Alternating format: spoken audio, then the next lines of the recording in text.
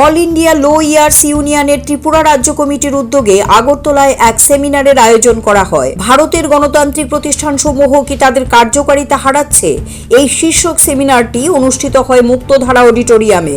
সেমিনারে উপস্থিত ছিলেন উড়িষ্যা হাইকোর্টের অবসরপ্রাপ্ত বিচারপতি শুভাশিস তলাপাত্র, বরিষ্ঠ আইনজীবী এবং সাংসদ বিকাশ রঞ্জন ভট্টাচার্য, সুপ্রিম কোর্টের বরিষ্ঠ আইনজীবী PV সুরেন্দ্রনাথ সহ অন্যান্য আইনজীবীরা। ব্রিটিশের বিরুদ্ধে লড়াই কেন, এই প্রশ্নটা মাস্টারদা সূর্য সেন যখন চট্টগ্রামে তিনি একজন স্কুলে অঙ্ক শিক্ষক ছেলে মেয়েদের পড়াচ্ছেন আর তাদের থেকে রিক্রুট করছেন যে অস্ত্র হাতে লড়াই করতে হবে বাচ্চা বাচ্চা ছেলে মেয়েদের, তো তার প্রথম রিক্রুট ছিলেন অনন্ত সিং, গণেশ ঘোষ। এরা ছাত্রদের ধরে নিয়ে আসতেন মাস্টারমশাইয়ের কাছে। মাস্টারমশাই খুব উৎসাহী, কাজ করতে চান। সূর্য সেন বলতে কি কাজ করি, তোমার কি অসুবিধে, তোমার অসুবিধা কোথায়, কেন তুমি ইংরেজের বিরুদ্ধে লড়াই করতে চাও?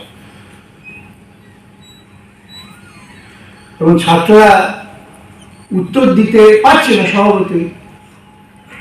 মাস্টারদা সূর্য সেন তাদের বলছেন, তোমরা কি তোমাদের নিজেদের অধিকার আত্মমর্যাদা রক্ষার জন্য লড়াই করতে চাও, না যা আছে তাতে সন্তুষ্টি নিয়ে থাকতে চাও?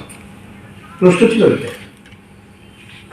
এবং এই অনুপ্রেরণায়, যে অনুপ্রেরণা মাস্টারমশাই তাদের দিলেন, যে তোমার আত্মমর্যাদা, অহংবোধ, আমার জমি, আমার মাটি, আমার ফসল, আমার রক্ত, আমার ধান, আমি কেন ছেড়ে দেব?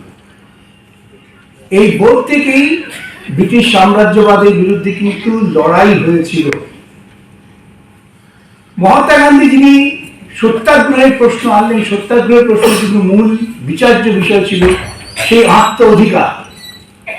আমি তোমার বিরুদ্ধে অস্ত্র নিয়ে লড়াই করতে পারবো না, তোমার ওই শক্তির কাছে আমি মোকাবিলা করতে পারবো না, কিন্তু আমার যে আত্মক্ষমতা, আত্ম অহংকার, আত্মমর্যাদা, আমি তোমার সাথে অসহযোগ করতে পারি।